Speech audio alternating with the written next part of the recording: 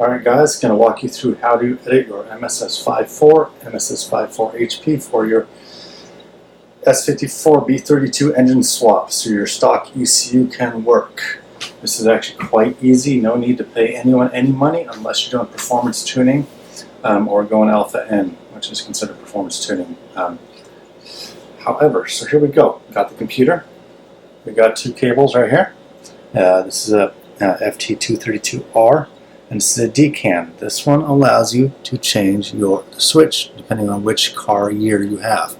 Then we have that to ODB to a bench flash harness, which I have going to a PSU. So anyway, here I've taken my ECU out. If you already have it in the car, that's fine. Just turn it on to accessory and you can do this over the ODB2 port. So here we go. Version 25101, which is a MSS54 HP. And I have also labeled the ports. I recommend this for anyone. Which ones are on the ECU. So that is the bench flash setup. It's also just as easy to do it in the car.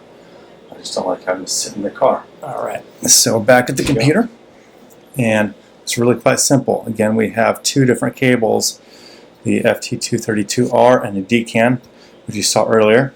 Both of them work just fine. So to start, we're going to get the software. We're going to go to our Chrome browser, open it up. I'm using Windows 7, as you can see, on a Mac right now. Whatever you want to do is fine. So works within Windows 10 as well. So here we go. What we can do is we go to this website, github.com/sale.4k/MSS4-XDFs. Uppercase, lowercase, does not matter. This is our website that I put where we have a ton of stuff. I really recommend reading the readme.md. This goes through a lot of stuff that I put up. And back talks about which programs to use: Tuner Pro, BMW Flash, or MSS Flasher. I think this one's about $50. I recommend this one. It's much faster. This web forum has a lot of information. This is how I found out almost all of it. Then I do recommend also reading this DIY DME modification. It talks about what you're actually doing so you don't screw yourself up. There's a lot of weird terminology for people that are not computer folks. For computer folks, I repair computers for a living. I don't do any programming. So some of it was like, what? But then you just Google it, look it up, you'll be fine. It's really, honestly quite easy, especially with what I've done on this website. So what you do to start, Tuner Pro, again, is the program we use to modify locations in your ECU. It doesn't write to the ECU. What you do is you pull a file from your ECU, save the file, modify it, and write it back to the ECU. The reason is, well, people came out with these maps of the ECU, where your Vanos tables are, where your full throttle table is, everything. And so much stuff that most people don't know how the whole thing works. There's probably only 3 people that really have a good understanding of it all, as far as a programming sense and how all interconnects. So anyway, first things first, it tells you how to download. GitHub's sometimes a bit odd for people. You don't go and click on the file you need. You go to the opening page and we click clone or download, and we download the zip. I've already saved it to the computer, and so here I saved it into my desktop ECU files. Make it an easy spot. And then in here, we have a lot of stuff. We'll go through this stuff later. Then from there, first things first, we got to make the cable work. Some cables will work out of the box, some do not. My blue ODB2 cable did not. I had to download a program called FTprog to modify this to work. And the PDF, this PDF, goes over that little bit. It's a few pages in, but it's really quite simple. They use this older program, so I'll walk you through the new one. Anyway, what we do is we would go to here. First, you would go to this website, ftdichip.com/drivers/vcp.htm. I'll link all this stuff in here. And we're going to download the setup executable and run that. You guys can figure that out. If you need more help than that, get a friend. That'll download and install the drivers to talk to this chip. My DCAN worked out of the box for both situations. So here, then we go to ftprog. Most people don't need to do this, mind you. But in mine, we can see, oops, that I'm in the program, ftprog. I'm going to scan it for what's connected. I have the DCAN, which you can see right here, and I have the FT232R. Right here, I would go to hardware specific, and we're going to invert these two signals. Then we're going to go to I/O controls and choose these values. Those ones are not usually needing to modify, but make sure that's how it's set up. And then from there, we can click this program device. We can click the device that I'm doing, which is this one, 232, and click program. I've already done it. Close. That's really almost the hardest part of all this. Again, I got those two cables off of Amazon. Here we have, again, this one. I'll link to the ones I bought. The other one's plugged in, I'll leave that. Here we go. So, first things first, now here, we go back to Tuner Pro, Tuner website, car website, tunerpro.net. Go to Downloads, Applications, and we're going to download and install it. Easy. Also, if you guys ever forget where some of these files are, I talked to the maker of Tuner Pro and had him link it. So we could go to Definitions. We could then go to, where is it? Bosch, BMW. And if we go down to here, E46M3, he linked the GitHub stuff to XDF. Sorry, that was my brother making fun of me. I just showed him an old picture of me. So again, that goes to GitHub, which is just a place to host programming stuff. Anyway, we're already there. And then from there, we downloaded that. Then we have several options. We can go to bmwflash.com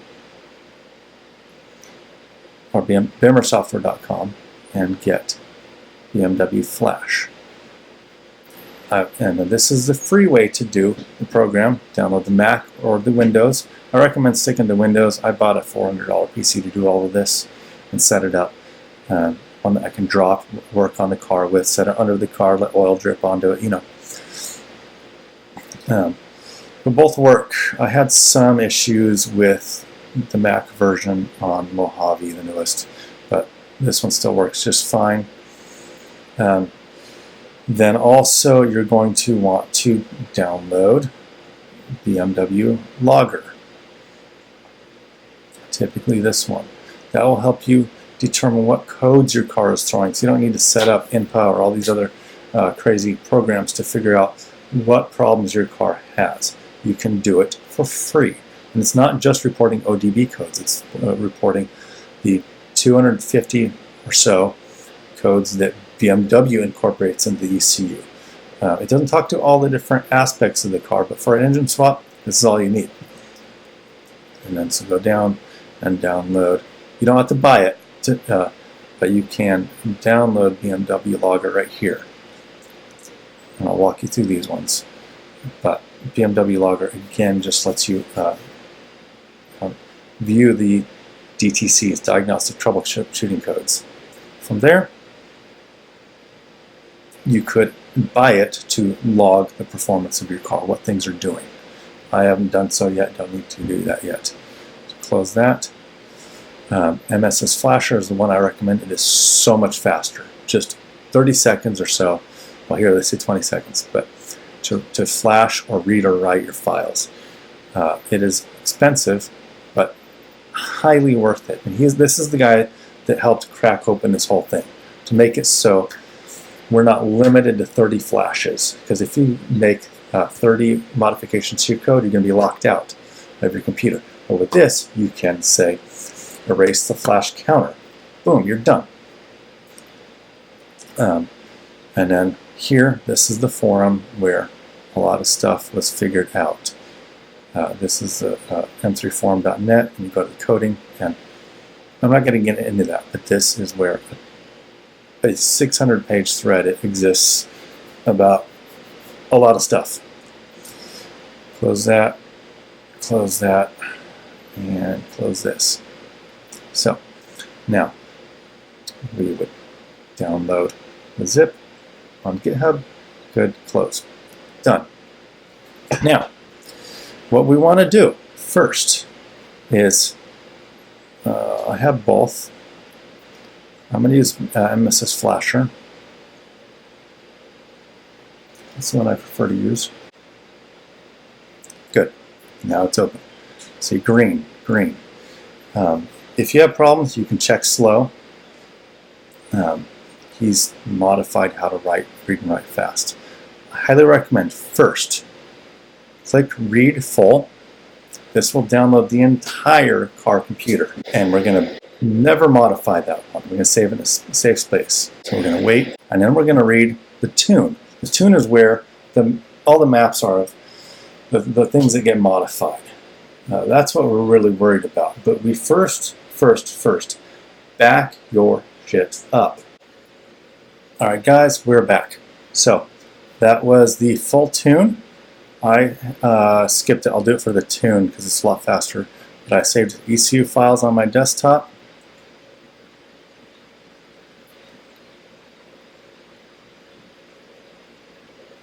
And then I know it's a version 2.5.1. I'll show you how I figured that out. You can rename that later. And then I made a folder called original in here. And then I called it what it is. It's an HP full version 2.5.1 subversion JD79. Again, I'll show you how I figured that out. So again, now we're going to read the tune. Good. Okay, task finished. Now we can go File, Save, Tune. The other time we would have also done Save Tune, and we can now save it where we want. So I'm going to go to my desktop, and then ECU files,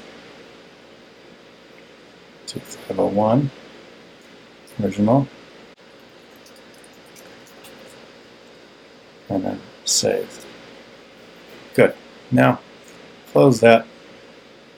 Now you'll see this is a megabyte and this is 64 kilobytes.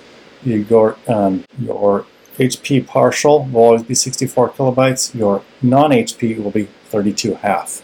It's still mostly unused space. Close that. Good. But that's how to at least pull your files. If you want to write back to it, it's simple.